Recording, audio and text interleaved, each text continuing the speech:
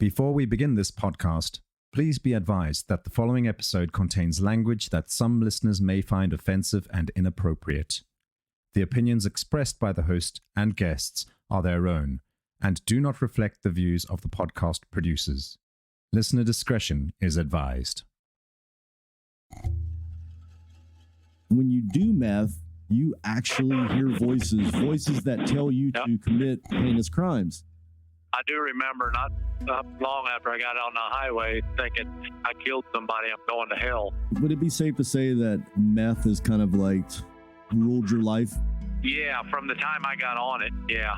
Everything you told me so far is literally 100% just made up in your own head from the drug-induced psychosis. People are still going to say, man, you killed an innocent man. Who cares if you're on drugs? You shouldn't have done the fucking drugs. Yeah. Well, after this, I wouldn't do it. Sure. I just wouldn't do it. You are now listening to the podcast Voices of a Killer. I'm bringing you the stories from the perspective of the people that have taken the life of another human and their current situation thereafter in prison. You will see that although these are the folks that we have been programmed to hate, they all have something in common. They are all humans like us that admit that they made a mistake. Will you forgive them or will you condemn them? They are currently serving time for their murders, and they give us an inside glimpse of what took place when they killed and their feelings on the matter now. Here are the voices of those who have killed.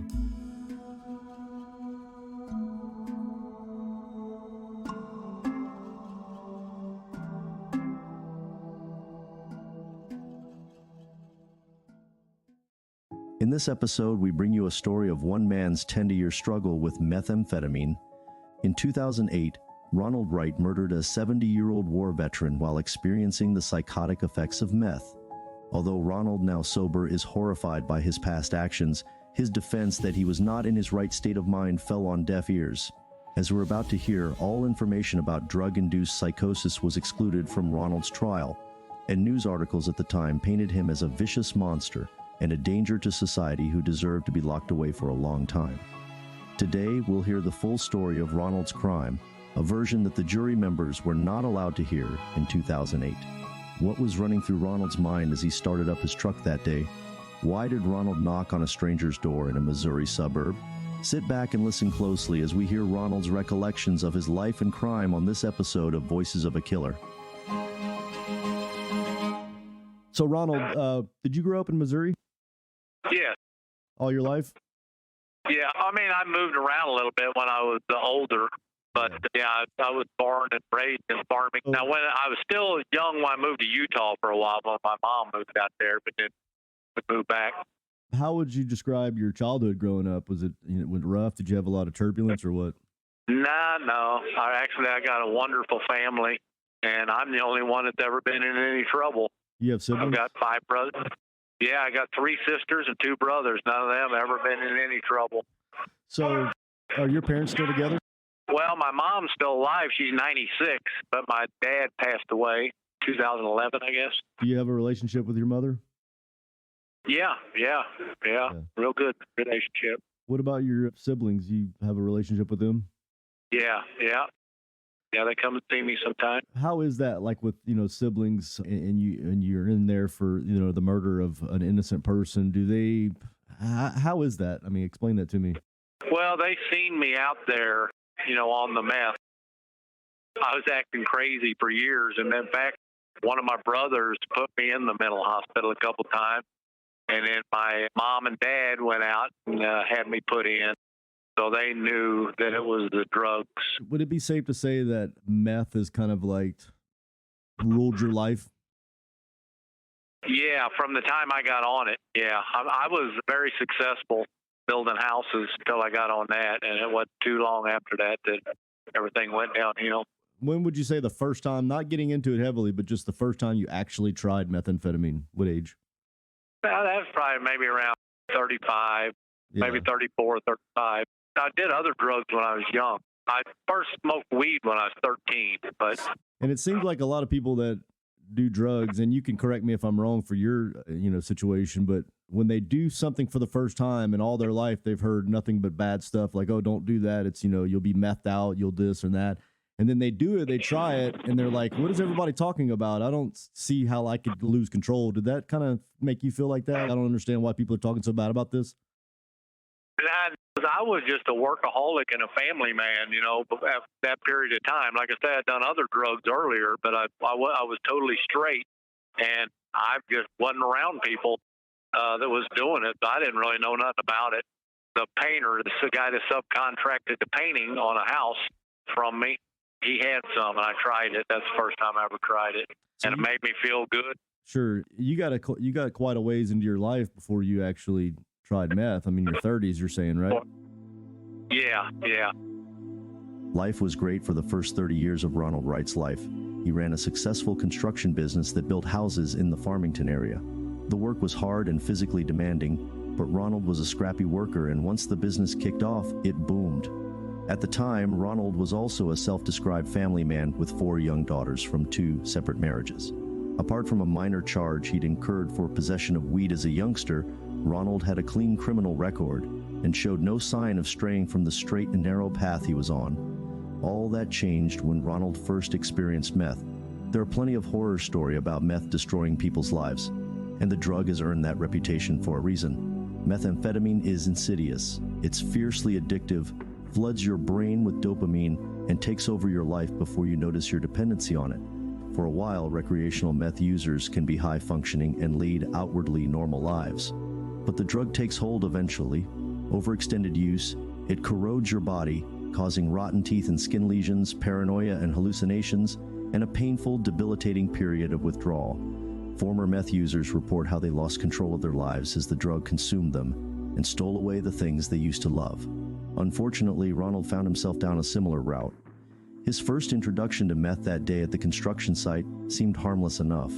Gradually, however, as the drug weaseled its way into his life, Ronald began a slow road downhill, putting in jeopardy everything he had built in his life. So how long after your first time you did meth to where you were like buying it and having it on you and like it was kind of part of you?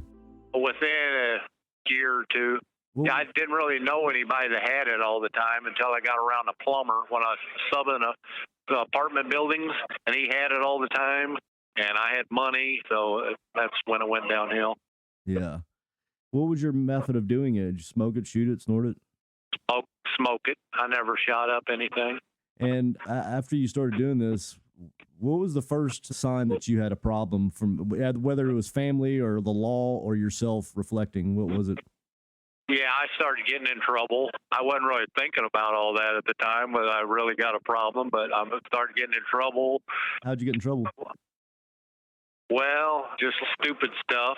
Like I had a new truck, and then I messed it up, and then I was driving different vehicles that wasn't registered right, and this and that, and I had custody of my kids, and my ex-wife got my kids from school, and I went into her apartment to get my kids, and I guess that was the first time. And I did do some time back in the 80s for sale of marijuana, which I got that expunged recently with that new amendment, and I wasn't working like I did before. And then there when it got real bad, I was like had some framing job subbed out, and my crew would come to my house, and I'd just tell them, well, go ahead and take my truck. I'd been up all night and stuff. Go ahead, and so then the business started going downhill too. So it really kind of got a hold of your life. You have kids? Yeah, I have 4 daughters. How old were they at the time this happening?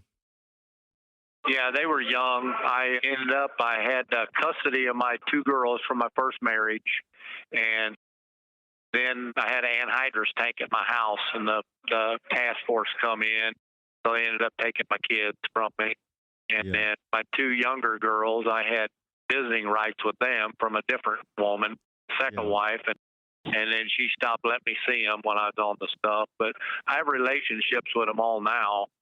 Whenever, my kids was my life. Yeah, understood. At what point did you start recognizing that it was getting a hold of you mentally also? Because you also had been admitted several times to the hospital mentally, right?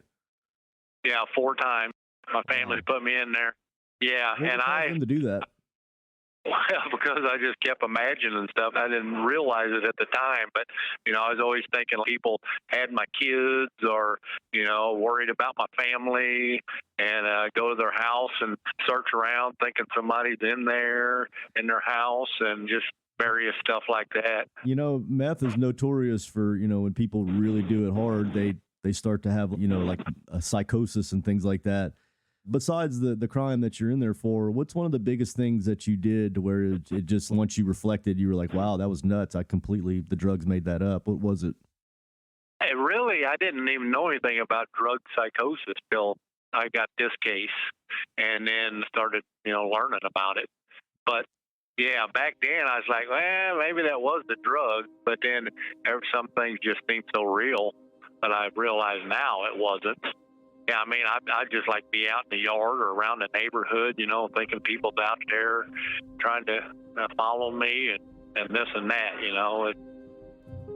One of the most dangerous side effects of chronic meth use is psychosis. Over time, meth users start to build up a tolerance to the drug, and they have to increase their dosage to achieve the same high as before. That's where people run into serious trouble. Using meth excessively or in very high doses can damage somebody's brain to the extent that they lose touch with reality. A user with no prior history of mental illness can suddenly show schizophrenic-like symptoms. They can be unable to determine what is real or not, be paranoid that somebody is out to get them, or have vivid visual or auditory hallucinations that aren't really there. Often, these psychotic symptoms are delayed and can take place days or even weeks after somebody takes the drug. There's a medical term for this phenomenon. It's called drug-induced psychosis. Not all meth users will experience psychosis. Ronald was just one of the unlucky few. As his dependence on meth grew, he started to develop alarming psychotic symptoms. He heard strange voices and felt paranoid that the people around him were plotting to hurt his family. On 4 separate occasions, Ronald was admitted to a mental institution at the Southeast Missouri Medical Center by his family. Thanks to these visits, there's a clear documented history of Ronald's troubling psychotic symptoms, hallucinations, delusional beliefs, and confused behavior, always with meth as the precursor. Under the influence of the meth, Ronald's life collapsed. His construction business failed, he lost custody of his daughters, and he began getting into trouble with the law. Here's a list of just a few of Ronald's charges from this period in his life: possession of a firearm, possession of a controlled substance, failure to pay child support, and driving while intoxicated. It's worth noting that while these felony convictions were mostly drug-related, they were never violent. By 2008, after frequent brushes with the law, Ronald found himself on probation. He was given the green light to enter society, but he was skating on thin ice. So, around the time that this started to happen, what kind of state were you in? You mean like around the day or so before that happened? Yeah, like that week or month or whatever. How was the condition of you? Well, I got in some kind of trouble, like a traffic ticket. Oh, yeah, the St. Genevieve police seen me like a month or two before that. I was out on a gravel road all freaked out, and I said, yeah, I took a shower there in that hose. The people there said I could do it, and they said, where? That the people right there, and they shine lights. This is in their report. Said there wasn't nobody there. Of course, that couldn't be used. So then I was on parole, so they put me in this place where you can get out and work, but you got to go back at night. So I didn't do any drugs while I was there for a couple months, but I was saving up stuff to make it when I got out. So I made some when I got out. It wasn't but a week or two after that this happened, I think. Wow. Let me stop you real quick. So you actually went from trying meth for the first time in your 30s to actually making it? Yeah. I got arrested there. I had the first major arrest since I was young was with the anhydrous tank. I had at my house. I had a new house. I was building houses, a brand new house, and had an anhydrous tank in there. Yeah. So then I get out of this place, make some. So I'm working for somebody else. I'd been to prison and out, so I wasn't doing everything on my own anymore. I was working for other people. And these were, what do you call them? Not Pentecost, but the ones that wear their long skirts and all that, and them type of people. Jehovah's Witnesses, what these people, my boss and his brother, we were putting trusses on the house, and for some reason I was getting these different signs, that these people had my kids. Yeah, and I had some meth on me, and I was like, well, I know there's going to be trouble. So I went into their trailer, and I had some there, so I just ate some. Thought, well, I need some energy.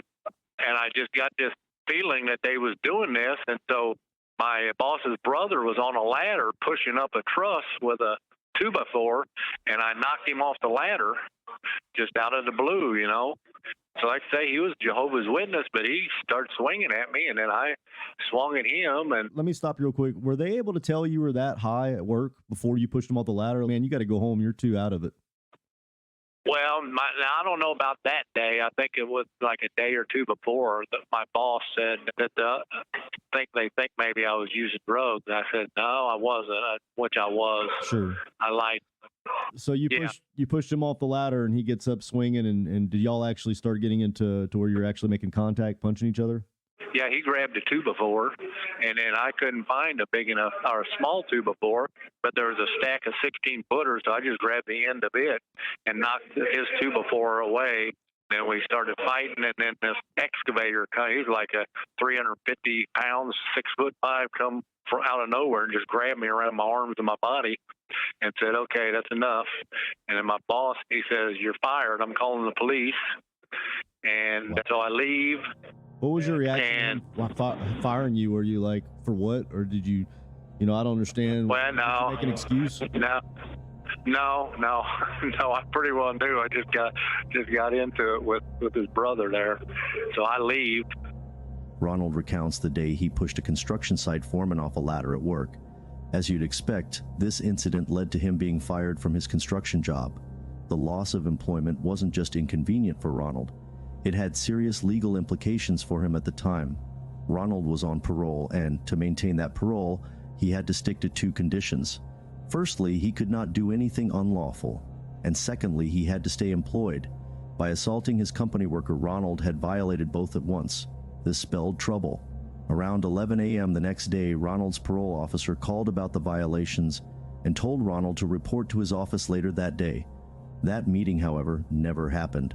Ronald never pitched up, effectively absconding from his parole officer and putting himself in deeper trouble with the law.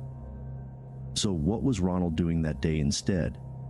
Ronald tells me that he woke up on October 16th in his girlfriend's bed and heard a familiar voice calling his name. What happened next is a surreal and unnerving story that culminated in the brutal murder of an innocent man. I know by now, however, that the news sources from which we get our information about these crimes are often unreliable and sensationalize the truth. So how much of Ronald's story is true and what is fiction? There's only one way to find out. After the break. Well, here's what I want to do. I want to ask you because, the news is not always accurate. As a matter of fact, yeah. I think that 100% of the time there's usually something that's a little bit skewed or anyway. Yeah. So you were actually in the report. It says something about you looking for somebody. Yeah. Who's Mark Sitzers? Mark Sykes. Yeah, who is that? Yeah. Well, that was a guy when I first woke up. That's the voice I heard. That was a guy that I used to do meth with. Okay. And made meth with and stuff. That's where I went to make the meth when I got out of that place. Did you ever tell somebody that you quote unquote had a really bad feeling that there was going to be something bad that happened? Yeah. Like I say, I was always worried about my family. So, and I just had a feeling like there was just bad things happening that day. And so I went down at my sister's house to check on her. And I went to my brother's house, knocked there one time on his door, and he wasn't home. And then you also said that there was an American flag, like in a neighborhood, that supposedly pointed you in the direction that you needed to go. Yeah. Yeah. Was that American flag in front of the victim, Mr. Shaw's house? No, that was like behind their house, the flag. I was getting different signs even before that, but had you ever met the Shaws? No, never. I'm sure you know a lot about them now that you've done this. You probably heard that he was a Korean War veteran. Yeah, I had no idea. Yeah, which the victim being elderly and a war veteran, it puts even more pressure on you. What made you decide to pick Mr. Shaw's house? What was that like? Well, I like I say, I was hearing Mark Sykes' voice, and he wanted me to come out to his house. So I start heading down there, and I'm going real fast down this 2-lane highway. It says that Mark's voice told you to go to the victim subdivision. Is that true? I don't know if it's his voice or somebody else that said turn. They said turn is what said turn going down the highway. So I'm going real fast. I pass up, which is this subdivision where the Shaws lived. And so I slow down and turn around and go back in there. Well, this is just like I don't know, people got like a few acres, all open fields, maybe 15 houses, and you can see everything from all the way around. Yeah. What time of day was this? It was in the middle of the day, like early afternoon, 2 o'clock or something maybe. And then I didn't know where to go then, so I go to this. I forget now. It's been so long. I know I went to 3 or 4 different houses, and there's this lady watching me in the neighborhood. Was there a lot of houses in the neighborhood? Yeah, I was driving through the fields and driving around for a long time, and this lady was watching me. So, I mean, they tried to say that I was trying to case the neighborhood. Well, who's going to drive through fields and up to different houses when you're casing a neighborhood to steal something? And I went to this one house and knocked on the door, and I get different signs, different meanings. And then I went to this construction site because I saw it was kind of up over the hill. They just had a subfloor, and I could just see a backhoe arm sticking up back there. So I thought, well, they're burying somebody. So that's the reason I went there. And if everything you told me so far is literally 100% just made up in your own head from the drug-induced psychosis. Yeah. Yeah. It's crazy as from time to time, anybody, especially in a city, you could see people walking around and they look like they are on drugs, and it makes you wonder if these people that I see that are kind of out of it, they look like you can't hold a conversation with them, or if they're also in the same situation you're in, drug-induced homicide, they've been up for 3 days, doing meth, Yeah. Ronald's activity on the day of the crime was erratic. The effects of the meth he had taken the day before hadn't worn off. He was severely paranoid and was hearing voices that directed him around that day. Following the instructions of a disembodied voice, Ronald turned off Highway D into a quiet neighborhood in Genevieve County. He drove aimlessly around, looking for signs pointing out where he needed to go. Letters on car license plates, for example, of the tilt of an American flagpole. Around 1 p.m., Joyce Hayes, a resident of the neighborhood, caught sight of a strange man sitting in his truck. Joyce knew this man was not a local of the area, and wary, she watched his movements closely. The subdivision consisted of just a few houses and big stretches of open land, and, from her house, Joyce watched the man drive slowly around the neighborhood. He paused here and there, stopping outside random houses and an active construction site. Then he drove through one of the fields and backed his truck into the driveway of an elderly couple who lived in the subdivision. John and Jean Shaw were a married couple in their 70s. Later, Jean would describe John as a good husband, father, and citizen. He was also a war veteran who had served in the Korean War. For over 2 years of that service, John had been held captive as a prisoner of war in Korea, only released after the armistice. And for this, he'd been decorated with a medal. That was very long ago, however, and by now John was a frail man who relied on a cane to get around. This was no longer the kind of man who had the strength to put up a fight if his life was in danger. Now you've knocked on several houses. You eventually pull up to Mr. and Mrs. Shaw's house? Yeah, parked in the driveway. Yeah. So you pull up in their driveway. Do you actually go and knock on their front door? Yes. Yep. How long did it take for them to answer the door? I don't think it was very long. Who was it? I don't remember if it was just him or her or both or what. I can't hardly remember now. Do you remember what the discussion was like when they first answered the door, what you'd asked for? Yeah, I said, is Jake there? Because for some reason I was thinking that this other guy I worked with from the construction site the day before, that he was in some kind of trouble. And maybe he was there. And I said, Jake. And then I said, I thought, well, no, I better not ask for him. That might be worse for him or something. I said, Jake. I said, I mean, Jack. Yeah. Were they able to tell that you were fucked up? I don't know. They said there's nobody here by that name. So I went back out to my truck and turned it on and started to leave. And then this boy said, where are you going? like I'm not supposed to leave. So I've always felt like some people was trying to help me and some people was against me. Right. At this point, did you feel like the Shaws were somebody that was against you or to help you? Not at that point. No, I didn't know. So I just thought maybe it's something to do with Jake. Yeah, you shut off the truck. What is Mr. Shaw right there is saying this? No, I sat out there for quite a while. It might have been 10 or 15 minutes. Oh, so the voice saying stop, was that not actually somebody? It was just your made-up voice? I think so. I mean, yeah, I guess I realize that now. Yeah. Sure. So now you stop the vehicle and you just stay there waiting in the vehicle? I'm just sitting there, don't know what to do. What was the next step? Did he come out and approach you? Yeah. He said something about you can't sit here, you can't, something like that. Right, basically telling you you're not welcome here. What was your reaction? Did that irritate you? No, I don't remember feeling mad, but that's when this voice actually Mark Stike's daughter says I'd hit him. Wait, the voice told you that you should hit him or that you already did? No, it just said I'd hit him. Oh, I would hit him, basically? Yeah, okay. Yeah.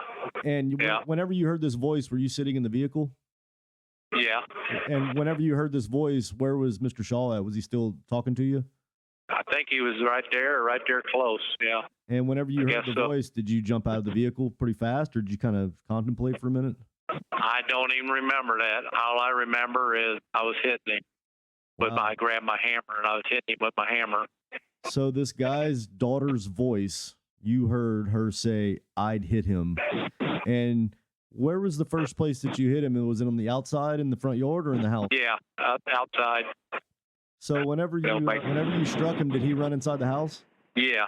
So you obviously didn't do enough damage to get him on the first hit. Did you run in after him? Yeah, I went in their house. What was the scene like inside the house? Was there other people? Yeah, the man's wife, I just remember seeing a scared look on her face. Yeah, she left, went outside, out the back, I think. Poor lady. Yeah. I bet now that looking back on that was just, I mean, it doesn't get any more traumatic than that. No. A strange. No, wow. Yeah. So, yeah, I feel horrible about it. I mean, I couldn't kill anybody anyway, but somebody who hadn't even done me no wrong. If somebody done you wrong, it'd be, a little bit, maybe not quite so bad. I don't know, but innocent people. I think it's pretty easy to say that everything that happened was because of fucking meth. That's why it's such a horrible drug, and I wish that nobody would ever do it. It's terrible, man. I think it creates so much negative energy in the world. It's just a bad drug. Horrible. Ruins a lot of lives. Yeah. So you scare this poor lady out of the house. Yeah. And supposedly you struck Mr. Shaw several times in the head, killing him. Yeah. Do you ever remember any conversations, Mr. Shaw, of him pleading for his life or anything like that, or telling you, stop or anything? I don't remember that. No, I don't remember that. Some of it's kind of blurry. On the afternoon of the murder, John and Jean Shaw were watching TV together when a stranger pulled up outside their driveway. The man who stood at their front door asked to see somebody called Jack, and when told he'd come to the wrong house, he returned to his truck in their driveway. This unsettled Jean Shaw. She gathered a few tools inside the house. As a precautionary measure, one of them, a short-handled sledgehammer. Unfortunately, Jean's fears were realized when the stranger broke back into their home. She watched in horror as he threw John to the floor and began punching him repeatedly. Jean ran out back with a cordless phone and hid in some brush, where she called the police. When the noise died down and Jean ventured back inside, John was lying dead, his face smashed in. The sledgehammer Jean had set out to use in self-defense had been used by Ronald to bludgeon her husband to death. For his part, Ronald can't remember the crime clearly. It's a pastiche of images and sounds mixed in with the hallucinations he was experiencing, and he couldn't discern what was real and what was not. All he knows is that a voice told him to kill John Shaw, and in the confused mental state he was in, Ronald unfortunately obeyed that instruction. Senselessly, and without full possession of his mind, Ronald beat to death an innocent 77-year-old man who did not have the strength to fight back. How long did you stay around the house after you finished him off? I was just like, I didn't know what to do, and then I heard another voice say something about the cops are coming or something like that. And so I left, and then I couldn't figure it out because it's like I was backed in before, but then I backed out. So I don't know. So, and I left. yeah, where was the first place you went after you did that? Well, I just drove around. I drove down the 2-lane highway up towards, like I say, I was heading to Mark Sykes' house. 18 miles out of Farmington down a 2-lane highway. So I drove, but I just went on past there. So, 5, 10, 15 minutes after you've done this act, what are you thinking about that act now as the time goes on? Were you thinking, like, wait a second, did I do the right thing? Or did you think that you're still on task with everything that your head's telling you to do? No, in fact, I disobeyed them, I guess you'd say, because I think I was heading north and they said the wrong way or something. I just kept going. But I do remember not long after I got on the highway thinking I killed somebody, I'm going to hell. It kind of hit me. So you realized that you killed somebody and it was bad, but did you realize you did it unwarranted and that there was no grounds for it? I wasn't sure on that because I was still thinking there's people out to get me and stuff at that point. Wow. Okay. So where did you go next, or did you finally get pulled over, or what? Well, I drove around just up and down different roads out in the country and this and that. Then I ended up driving to DeSoto, and I knew I was getting low on gas. And so I pulled up to a gas station, and then I was afraid to get out because I was afraid that somebody was going to get my truck or do something if I got out of my truck. So I ended up not getting gas. Then I went back down St. Francis County and drove around back on some of them roads again, trying to, be guided where to go, this or that, And so then I ended up I was going along, and there was this garage door open. And I thought, well, that's where I'm supposed to go. And so I pulled into this garage and closed the door because I still thought people was following me and out to get me and stuff. Anybody at this place with the garage? Yeah. So this man came out into the garage. He said, "What the hell are you doing?" or something like that. And I said, "Oh, I thought this was my girlfriend's house," but I just made that up because I didn't know what else to say. Did he buy it? Didn't want to tell him. No, I don't know. He said, "Get out of here." So anyway, so I start driving, and then I run out of gas in his driveway. In his driveway? And in his driveway.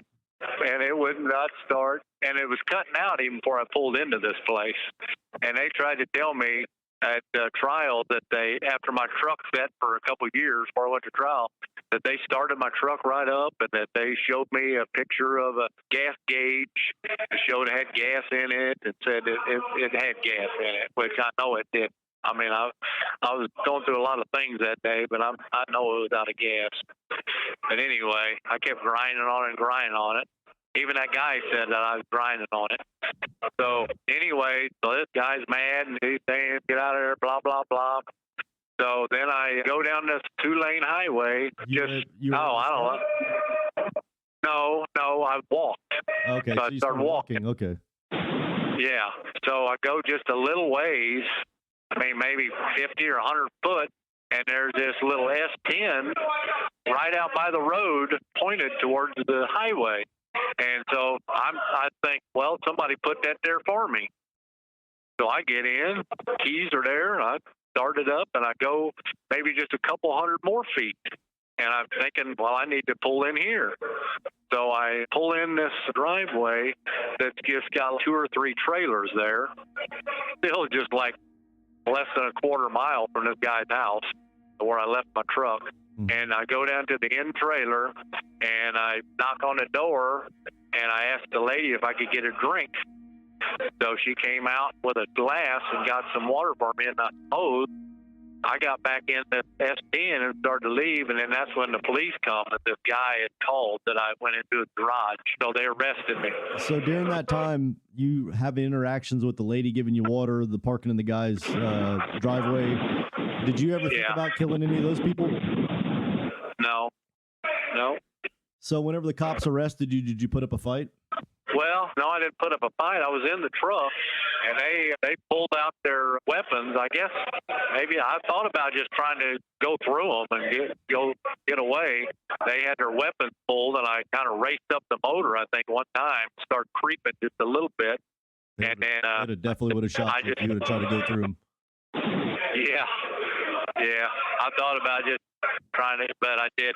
So then they arrested me for stealing this truck. After you got arrested, how long a time was it until you realized that you murdered somebody for no fucking reason? Well, I ain't sure, really. I'm not sure when I really realized that you know, I mean, do you people realize didn't it have now? anything to do with it. Well, yeah, absolutely. So was it? Yeah, like, I mean, was it a couple of days, a week, a year? Probably a few days or something. Yeah, that is. So what? People didn't have anything to do with anything. So what was that like at that turning point of you crawling out of the psychosis to realizing that you had literally just meaninglessly killed some innocent guy, and that wasn't really, you know, it was the drugs, it wasn't you, but what was that like realizing that? That's horrible, man. I mean, I still get emotional talking about it or thinking about it now, really. Yeah, feel horrible about it. Ronald was taken into police custody shortly after the murder, thanks in part to his psychotic state of mind. He tells me about his erratic behavior after the crime, walking down highways and stealing a truck in broad daylight, which naturally attracted the attention of the public.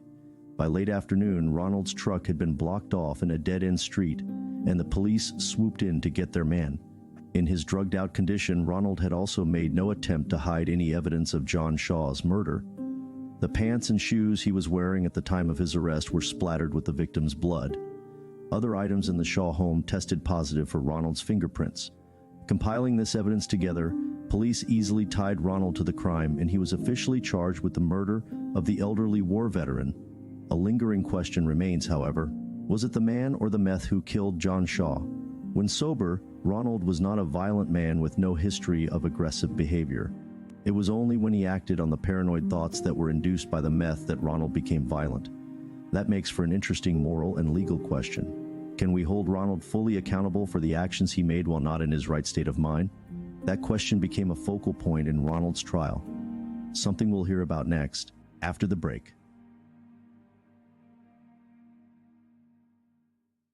Your case is literally surrounded by meth and being like the drug-induced psychosis. Yeah. Was that allowed to be used in court, the drug-induced psychosis? No. I couldn't mention drugs or anything, or my past history, or a doctor that did an interview once I caught the case said, yeah, his hospital records go right along with what he's saying was happening to him that day. Couldn't testify. Yeah, and Ronald, you know, whether the courts or whoever hears this, or me or whoever, regardless of that, people are still going to say, man, you killed an innocent man. Who cares if you're on drugs? You shouldn't have done the fucking drugs. How does that make you feel? Well, I mean, I feel I'm responsible, but it might be a biased opinion, but I think it makes me a little less bad. Yeah. You know, hopefully God sees it that way, which is the most important thing. But yeah, I mean, I think that I deserve to be in prison, but I think that they should have took that in consideration and, you know, maybe got a lesser time or something, a parolable sentence with all that. And how were they allowed to not admit any of your past history with drugs and being admitted to the hospital and seeing things and hearing voices and all that? Yeah. Well, there's two statutes. I don't have them right here. Missouri statutes. One, it says something about you can't use drug addiction or something without psychosis. So that would mean that I could use it.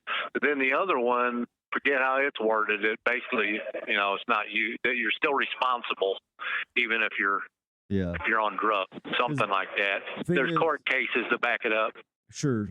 And the thing is now that whenever you go to trial for this and you remove the fact that everything was because of you being on drugs and the history of it, it really makes you, in the eyes of the courts, like if we just read the court documents, you're like a monster. You know, you just, premeditatedly thought about killing this innocent elderly person. So it's kind of crazy.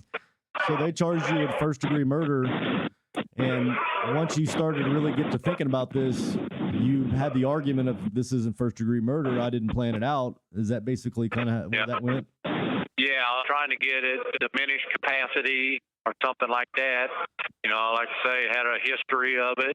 And then even police reports talking about the crazy things I was doing, that same county 2 months before, couldn't use none of that.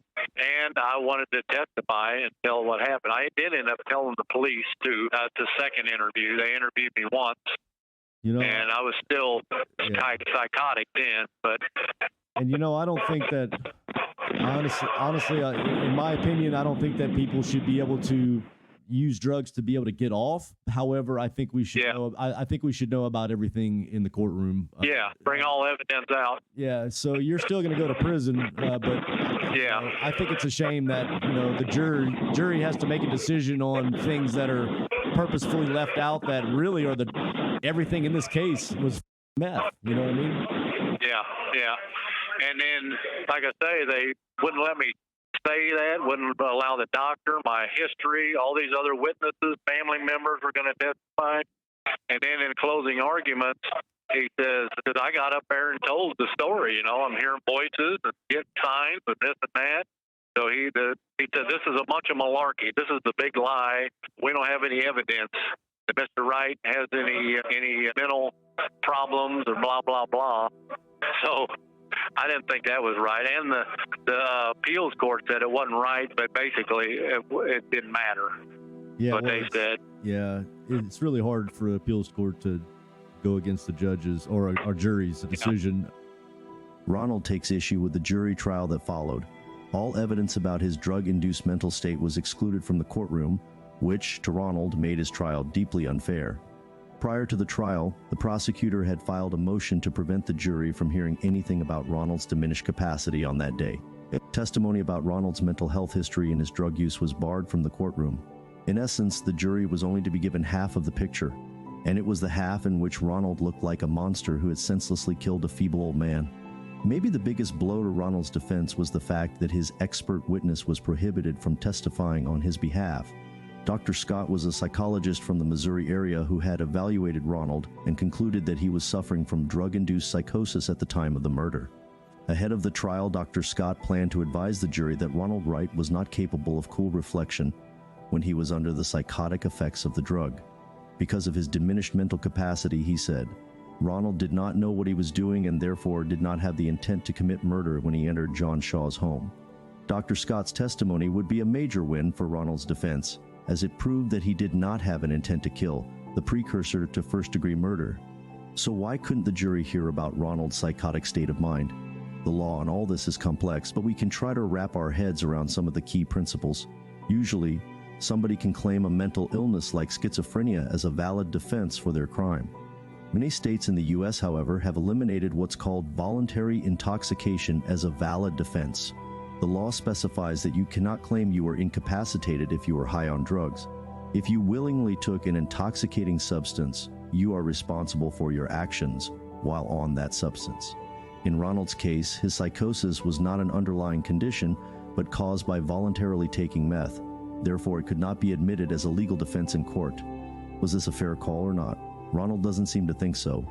Although he repeatedly showed remorse in court, even apologizing outright, the sentencing phase was severe. Judge Pratt called the crime a savage destruction of life. The prosecutor appealed for a long sentence to match the outrageous crime, and Jean Shaw herself wrote an emotional letter in which she called for Ronald to never be released. Subsequently, Ronald was sentenced to life without the possibility of parole for first-degree murder, meaning he will never be released from prison. I don't understand why the prosecutors have such a hard-on for getting the worst-case scenario they can, charge you with. Because I think if you would have got second-degree murder, you probably could have got a shitload of charges to make you stay in there for a really long time anyway. But you actually got found guilty and you got life without. Yeah. So now you've sobered up, I'm assuming. Are you doing drugs in there? Yeah, no, I don't use drugs. There's actually a lot of it here, especially the last few years. It's pretty bad. Sure. So but no, I'm totally against it. So now you're in prison for years and years and years. You're completely sober, and now you get to really analyze everything that you did, your current situation. And one of those things you analyze is the fact that you are going to pass away in that prison, and what does that feel like? Well, I mean, that's just the way it is. So, I mean, what are you going to do? You know, you're going to. Do you think you should have a chance to be out on the streets?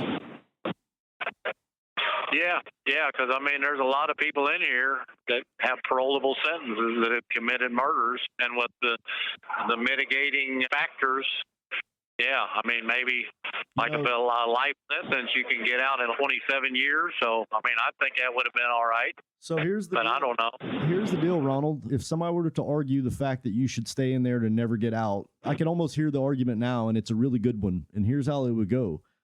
You have a drug addiction, whether you do it anymore or not. You've had a drug addiction to where meth was your drug of choice. When you do meth, you actually hear voices that tell you to commit heinous crimes. Since drug addicts, it's sometimes, well, a lot of times uncontrollable. They just end up doing it because they just want to get high. You get out on the streets and you just slip up that one fucking time and you do a little bit of meth, and all of a sudden you're driving around looking for somebody hearing voices again. Like, it's that fucking easy. Yeah. So that's a really good argument. You know what I mean? And what is your response to that? Well, after this, I wouldn't do it. I just wouldn't do it. Everybody says that. People, so, you know.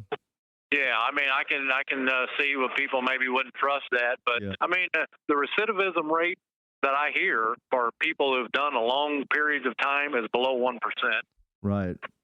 You know, I've always obviously there's people that should never get out of prison again. However, I do kind of think that you know, life without is definitely a death sentence in its own. So it should take careful consideration. And the prosecutors, you know, they're just doing their job. They want to go for the worst. I don't understand that culture, but that's what it is. They go for the worst they can, and they'll do anything they can to get that. And that one thing they did was not let you admit anything that's about your prior drug history, which is crazy to me. But I got a question for you. I've interviewed a guy in your facility. Actually, he may be in JCCC, but regardless, he's in there for murder, and it was life without. And he tried to pass a bill and it was called the Killing Time Bill. Are you familiar? I know. I've never heard of that one. So it's basically, you know, it's a far-fetched bill that would probably never make it. However, it's probably like also making a point. But these guys in JCCC tried to pass the Killing Time Bill to where it allows criminals that are convicted of murder and that are doing life without to opt for the death sentence. If that was a bill that was real, would you opt for the death sentence and just kill yourself in there? Let the state do it?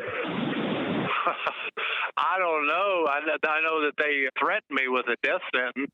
If I didn't plead guilty to take life without, they were going to seek the death penalty. I said, no, I'm not going to do that. I'm not sure what's worse. But now you spent decades in prison. If that bill were to come about, would you take advantage of it? I wouldn't want to do that to my family.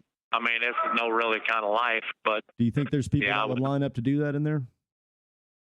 There might be. I don't know. Do you think prison's that bad to where people would want to just go ahead and kill themselves? I mean, I don't know if some of these people are ODing, might have wanted to do it. I don't know. The main way people in here die, I'm sure there's probably some. Life without parole is a tough pill for somebody to swallow. By this point, I've interviewed many inmates who know they are going to die in prison. Through these conversations, I've heard firsthand how devastating it can be to spend the rest of your life behind bars. That's a reality that Ronald has had to come to terms with. Although he has expressed that he's horrified by his past actions, Ronald maintains that he should have received a lighter sentence because his mental capacity was diminished at the time of the murder. He assures me that this terrible incident gave him the shock he needed to get sober and to stay that way, and if he had the opportunity to be released back into society, he would no longer pose a threat to the public. Should Ronald be given a second chance, all chances at appealing his case have been rejected, meaning he will never be allowed to re-enter society. Instead, like many others, Ronald must try to find peace and meaning in his life, even if it's from behind prison walls. So, when was the last time you heard voices? Was it the day of the murder, or did you continue to hear them in prison? No, not in prison, but I was on antipsychotics for a while, still, because I still felt a little paranoid for years after that. No voices or nothing, but just had some paranoia, you know, people's watching me or this or that. But to say there was no underlying condition, but I was actually on antipsychotics when I went to trial, but they didn't bring that up either. Do you find yourself getting in fights in prison? No, I got one. I've got in one actually not too long ago. I was in the honor dorm for 14 years. 14 and a half years between write-ups, and I just here a few months ago got into it. My cellie, he wasn't showering. I said something to him about it, and he swung at me. So that's why I'm not in the honor house anymore. So that was my first violation since 2009. So after he swung at you, y'all got it in. Did they find y'all fighting? No, so we got told on. It was in our cell. Yeah. We stayed in the cell because we both had black eyes. We stayed in the cell for 4 days. Right. Somebody, I guess, they didn't like us or whatever. You know, that's got to be rough living with somebody for years and it's such a tight quarters, and you can get into these heated things where you actually fight or even kill each other, you know, and then you try to get past it and hide and live your life probably really pissed off at each other, but trying to get over it because you do have to live together. That's a stress in itself, I'm sure. Yeah. Well, I mean, we got along good after that, really. For the 4 days we was in there, I didn't really have nothing against him. I just wanted to take a shower. I didn't want him to fight. It's been like 4 or 5 days. Yeah. And I should have went around it a little better, you know. Could have said it a little nicer, other than, you know, you need a shower, you stink, or right. You know. You said you had 4 daughters. How do you raise them being in prison? Well, I don't. I mean, they're grown now, but they weren't then. So, you know, I call them pretty often, and I see them every once in a while. Yeah. Got 10 grandkids. Some of them I haven't seen. I know a father-daughter bond is pretty important. I've got a daughter that, you know, she's extremely important to me. I'm important to her as well. So do you feel like this negatively affects your daughters, their father? Oh, yeah, definitely. Yeah, definitely. I had custody of my 2 daughters from my first marriage when I got on the meth. So, yeah, they went through a lot with that. Yeah. Well, Ronald, I appreciate you letting me ask you these tough questions today. I know that I don't think you're a hardcore, cold-blooded killer. I think you were whenever you were on drugs, but I don't think that's Ronald Wright, which is a shame. But, you know, it's really tough for society to try to figure these things out. We take the easy route and just, you know, get rid of them, you know, put them in prison forever. But these are complex questions and they take complex answers. So, but regardless, I appreciate you allowing me to talk to you today, and I hope that you can find peace in there as much as possible. Yeah, no problem, man. And if you need something, give me a holler, okay? Okay. Bye-bye. Okay, you too. Bye. On the next episode of Voices of a Killer. I didn't want to kill him. I wasn't going to kill him. That wasn't my intention. It seems like the sum of everything here is just you feeling like you're really put in a position where somebody kind of had their foot on your throat. I got arrested for being an adult, right, in that car that kid took on a joyride, and I got charged with stealing it. He co-signed a bond to get me out of jail, and he later used that bond to force me to have sex with him. So whenever he blackmailed you, obviously nobody likes to be blackmailed, but did you gave in and just, like, you know, wanted to go ahead and squash this deal? And he asked me, he said, "Is this where you're going to kill me?" The dude asked me this 2 days, 3 days before this happened. I had no intentions of killing him. I had no intentions of hurting him at all. That's a wrap on this episode of Voices of a Killer. I want to thank Ronald for sharing his story with us today. His ability to be open and honest is what makes this podcast so special. If you want to listen to these episodes weeks in advance, you can now do so by joining our Patreon at patreon.com/voicesofakiller.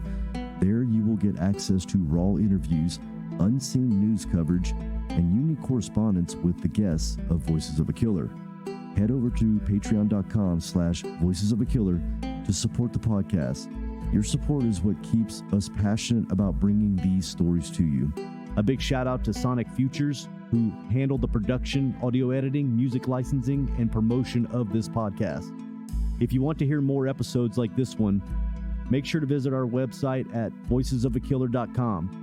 There you can find previous episodes, transcripts, and additional information about the podcast. Lastly, if you enjoyed this episode, please consider leaving us a review on Spotify, Apple Podcasts, or wherever you get your podcasts. Your feedback helps us improve and reach new listeners. Thank you for your support, and we can't wait to share more stories with you in the future. Thank you for tuning in. I'm your host, Toby, and we'll see you next time on Voices of a Killer.